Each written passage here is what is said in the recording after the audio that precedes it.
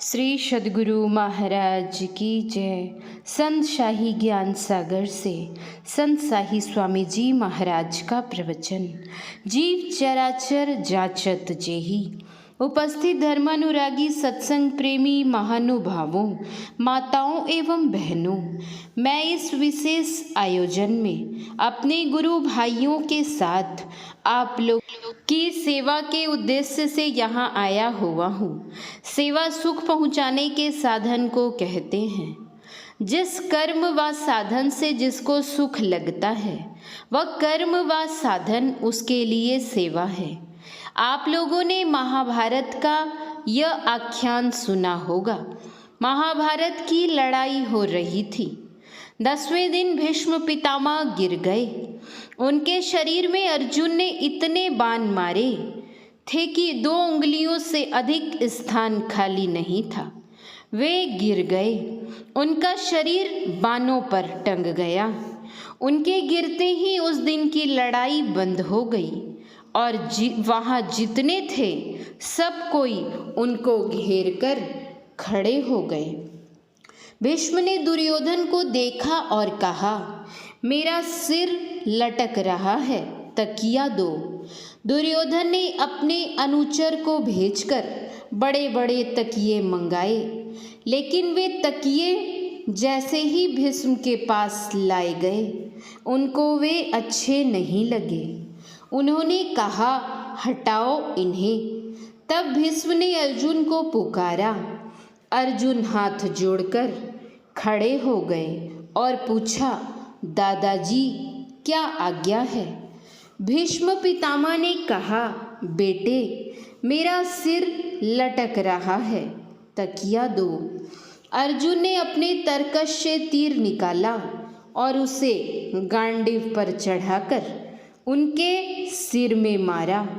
बाण उनके मस्तक को छेद कर जमीन से जा लगा। उनका सिर सीधा हो गया। भीष्म ने कहा, शाबाश बेटे, जैसा बिछावन वैसा तकिया तुमने दिया। अगर तुम इस तरह का तकिया नहीं देते तो मैं तुम पर खुश नहीं होता। मैं तुमको आशीर्वाद देता हूँ कि तुम इस महासमर में विजयी हो। इस तरह का तकिया देकर तुमने मेरे सुरत्व का सम्मान किया है। अब देखिए कि भीष्म पितामह के लिए अर्जुन का यह जो कर्म हुआ इससे उनको सुख लगा। इसलिए अर्जुन का यह कर्म भीष्म पितामह के लिए सेवा कर्म हुआ। मैं आप लोगों के लिए क्या करूं जिससे आप लोगों को सुख लगे? जितने कर्म हैं उनमें ज्ञान के द्वारा की गई सेवा सर्वोपरि है। कोई भूखा है, आप उसको भोजन दे दीजिए, उसको सुख लगेगा। लेकिन कुछ काल में वह भोजन पच जाएगा और उसको पुनः भूख का दुख शुरू हो जाएगा। किसी वस्त्रहीन को वस्त्र दे दीजिए, वस्त्रहीनता का दुख चला जाएगा।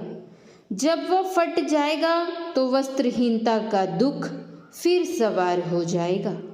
लेकिन किसी को कोई विद्या सिखा दीजिए तो इस विद्या से वह जीवन भर सुखी रहेगा। इसीलिए शास्त्र में आया है, विद्या मित्रम प्रवासे च भार्या मित्रम गृहेषु च। आप कहीं चले जाइए, यदि आपके पास कोई विद्या है या इल्म है तो आपके बहुत मित्र हो जाएंगे। घर में रहते हैं तो आपके लिए पत्नी और पत्नी के लिए आप मित्र हैं। रोगी के लिए औषधि मित्र है। शरीर छोड़कर जो संसार से जा रहे हैं उनके लिए उनका सुकर्म मित्र है। विद्याओं में एक विद्या तो वह है जिसको भौतिक विद्या कहते हैं। जब संसार में रहेंगे तो उससे सुख लगेगा। एक अध्यात्म विद्या है, इससे संसार में तो सुखी रहेंगे ही, शरीर छूटने पर परलोक में भी सुखी रहेंगे।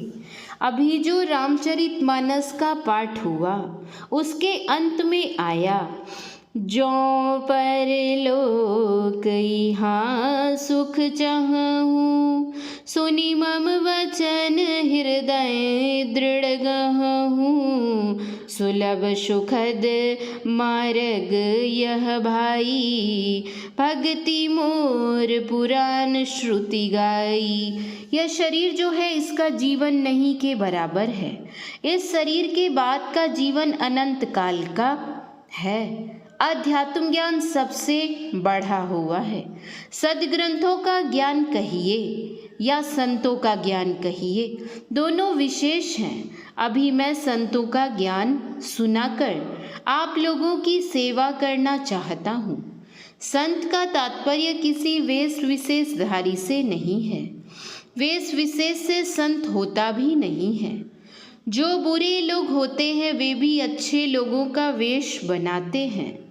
रामचरितमानस में गोस्वामी तुलसीदास जी महाराज ने कहा है, लखी सुबेश जगबंचक जेऊ, बेस प्रताप पूजियई तेऊ, उघरहि अंत न होई निबाहु, काल नेमि जिमि रावण राहु।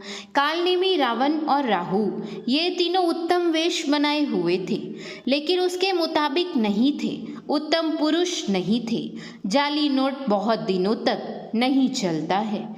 भेद खुल गया तो निर्वाह नहीं हुआ।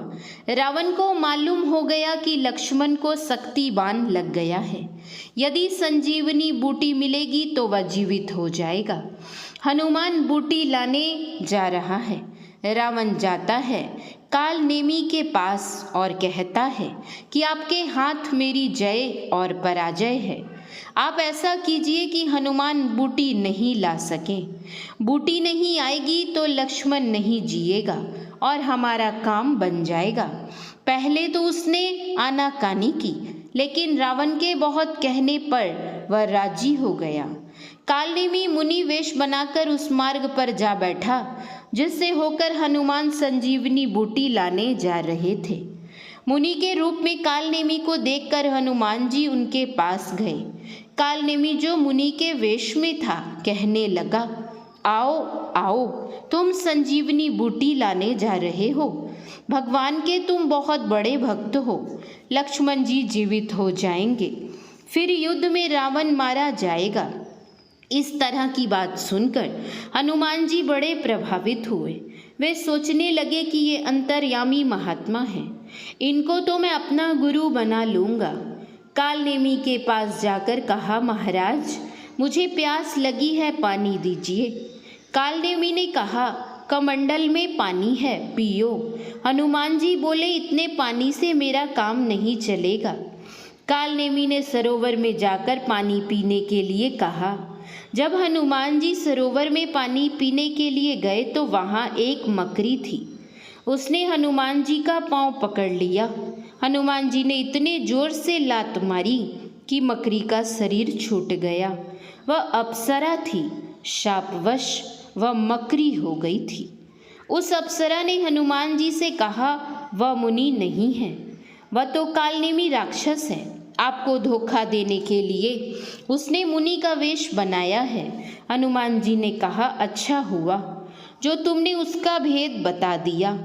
हनुमान जी गए कालनेमी के पास और बोले, मुनि जी गुरु दीक्षा तो पीछे दीजिएगा, पहले गुरु दक्षिणा ही ले लीजिए। ऐसा कहकर हनुमान जी ने अपनी पूंछ में लपेटकर उसे 2 पटकने दी। इसी में वह ठंडा हो गया। कहने का मतलब है कि बनावटी बात चलने वाली नहीं होती है। वेश विशेष से ही कोई साधु होता है, ऐसी बात नहीं। श्री सद्गुरु महाराज की जय। यह प्रवचन दिनांक 15/12/1988 ईस्वी को बिहार राज्य अंतर्गत मधेपुरा जिले के गम्हरिया ग्राम में जिला वार्षिक संत मत सत्संग के अधिवेशन के अवसर पर हुआ था। महर्षि शाही स्वामी जी महाराज के प्रवचन का कुछ अंश पढ़ा गया है। श्री सद्गुरु महाराज की जय। श्री सद्गुरु महाराज की जय। श्री सद्गुरु महाराज की जय।